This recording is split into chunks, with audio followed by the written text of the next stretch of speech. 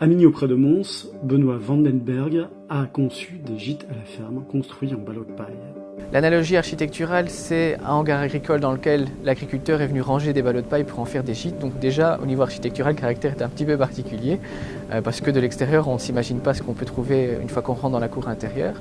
La deuxième caractéristique, c'est que ça a été construit en gros ballots de paille mur porteur. Donc c'est des ballots classe qu'on fait aujourd'hui, des 1,20 m par 70, qui sont pressés à 100 bars sur 9 longueurs de ballots différents pour arriver à faire les murs tel un Lego. Et alors donc, tout un système avec des poteaux, des pieux, des sablières et toute une série de voliges qui ont permis d'arriver à assembler la structure telle qu'elle est aujourd'hui, quoi. Je ne parlerai pas d'un choix écologique. Pour moi, c'est un choix logique. Il est logique, sensé et réfléchi par rapport au lieu. On est dans une exploitation agricole. Le hangar est là. L'analogie architecturale étant, on a choisi la paille comme élément de construction. Tous les matériaux proviennent du site. Après, c'est vrai, bon, il est écologique parce qu'on a pris les matières du site, qu'on a pris des matières qui sont produites par l'agriculture et que ça nous semblait logique de faire comme ça. Voilà, c'est ma réponse. C'est pas l'écologie à tout prix, c'est un projet qui s'inscrit dans le développement soutenable et c'est un projet qui est logique et cohérent par rapport avec son lieu, quoi.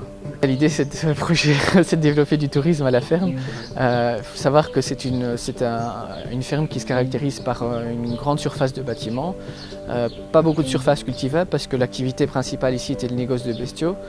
Donc voilà, l'un dans l'autre, il fallait un projet de diversification. Et bon, moi ayant un bagage d'architecte du paysage, ça me semblait logique de développer ici un projet de tourisme diffus et tourisme soutenable.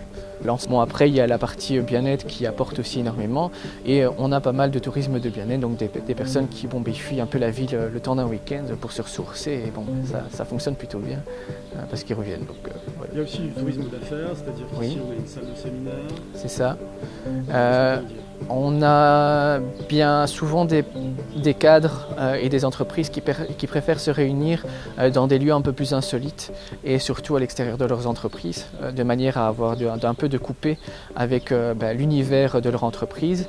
Et les échos qu'on en a, c'est que bon, voilà, ils sont admirablement surpris et ils sont très productifs parce qu'ils ne sont pas dérangés et bon, ils sont calmes et tout ça l'un dans l'autre apporte. Et puis bon, en restauration, ils ont une bonne table de terroir, donc ça fait toujours plaisir aussi de redécouvrir des produits qui sont produits ici de manière locale aussi, des produits de la ferme. Voilà.